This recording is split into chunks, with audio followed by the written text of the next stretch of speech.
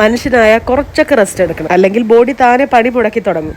ആ എഞ്ചിൻ അങ്ങ് switch off ചെയ്യും. എന്റെ കാര്യത്തിൽ ഇപ്പൊ അതാ പറ്റിയത്. ഉത്രാടത്തിന് തലേ ദിവസം കോട്ടയത്തായിരുന്നു. ഉത്രാടത്തിന് 2 ഇവന്റ് ഉണ്ടായിരുന്നു. അതിനുശേഷം വീണ്ടും കോട്ടയത്തേക്ക് ഒരു യാത്ര.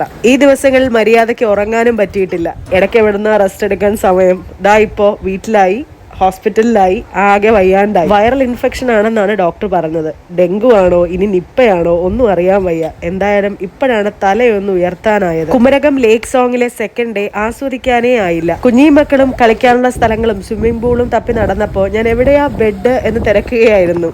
ഫുഡ് കഴിക്കുന്നു, ബെഡ് അന്വേഷിക്കുന്നു, എങ്ങനെയൊക്കെയോ നടന്ന് അവിടെ വരെ എത്തുന്നു, കിടക്കുന്നു, വീണ്ടും എഴുന്നേൽക്കുന്നു, ഭക്ഷണം കഴിക്കുന്നു, ബെഡ് തപ്പി ഞാനിങ്ങനെ എഴഞ്ഞെഴഞ്ഞ് നടക്കുന്നത് പോലെ ആയിരുന്നു. കുഞ്ഞുങ്ങൾക്കൊപ്പം കൂടണമല്ലോ.